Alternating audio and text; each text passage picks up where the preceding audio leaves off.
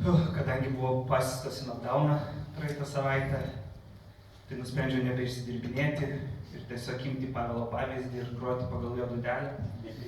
Ir šiandien nusprendžiau jūs išmokyti, kaip duoti 15 būdų pardavimams padidinti rytoj ryte. Pradėkime.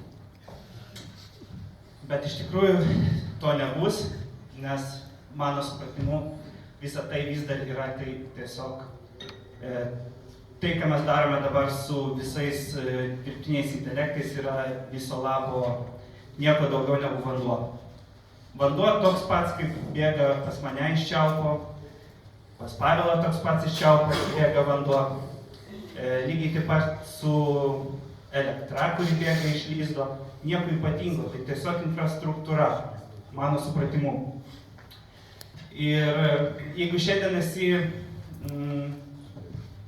koks nors skaitmeninis verslas, kuris sako, aš čia skaitmenizavęsis, aš čia padarysiu,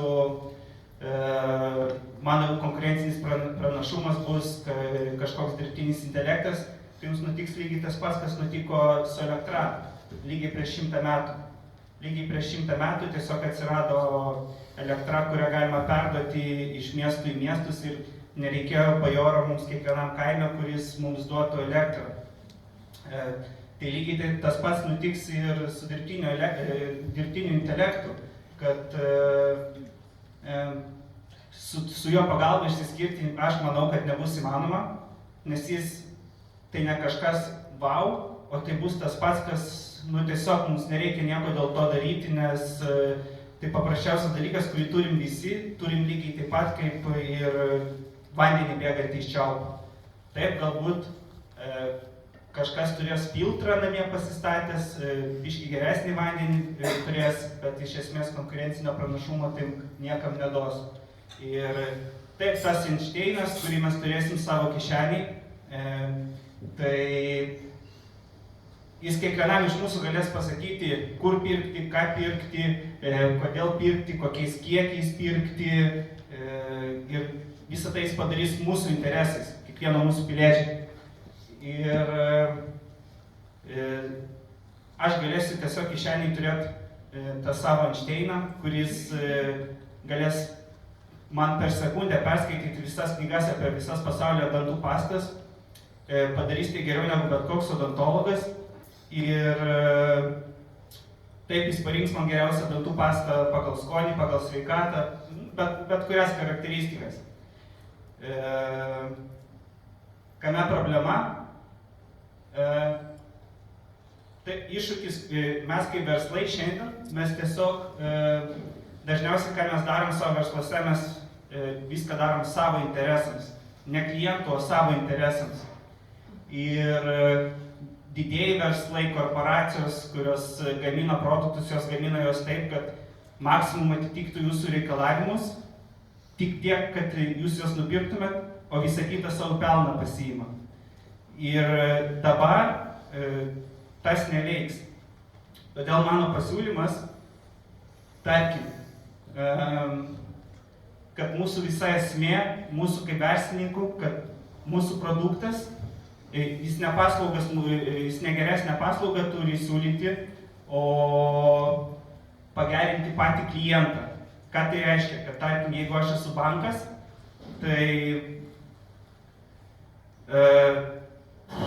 mano darbas, mano tikslas bus neprastumti klientui kažkokią geresnę, skaitmenizuotą, labiau pritaikytą jam paslaugą, o pagerinti patį klientą. Ką tai reiškia? Tai jeigu aš esu bankas, aš turiu sugalvoti, kaip mano klientas uždirbtų pinigų.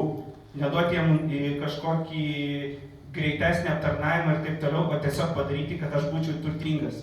Ir būtent į tai aš manau, kad mes dabar kaip verslininkai turim galvoti ne apie kaip sugalvoti, kaip parduoti, nes nereikės galvoti, kaip parduoti. Jūsų produktas pats bus tas, kas parduoda. Jeigu jūs turit gerą produktą, automatiškai jūs bus pasirinktas kaip tas produktas. Ir būtent tai bus ne tai, kad kaip dabar mes sakom, kad mes geriausi, bet tai neįrodoma. Visą tai turės būti įrodyta fiziškai. Tai, tas pats, jeigu aš banko klientas, tai aš renkuosi tą banką, kuris gali man daugiausiai pinigų uždirbti, kuris gali tiesiog taip didinti mano finansinį turtą. Ir atitinkamai kalbėsim apie ideologiją. Tai pasaulyje, kur verslas bus visas automatizuotas, neturėsime konkurencinio pranašumo. Ir vienintelis mūsų ginklas tai yra tai, ko neįmanoma automatizuoti. Tai ką aš čia turiu omeny? Visi mes pradėsim galvoti apie kultūrą, apie misiją, apie vertybės. Ir vienintelis būdas išlikti verslininkais ir tapti turtingais patiems, tai yra padaryti turtingus savo klientus, padaryti juos stipresnius, padaryti juos protingesnius ir visai kitaip. Tai reiškia, mūsų verslo produktas bus nuo šiol nebe paslauga, nebe kaip mes galim kažkaip labiau skaitmenizuoti tą paslaugą, o tiesiog kaip mes galim padaryti, kad mūsų klientas būtų tiesiog vakar jis buvo toks, šiandien jis tapo geresnis. Ir šitą klausimą aš ir norėčiau jums palikti. Ir manau, kad pasaulyje, kur dirbtinis intelektas yra visur, verslas su geriausiu nedirbtiniu intelektu visgi laimės.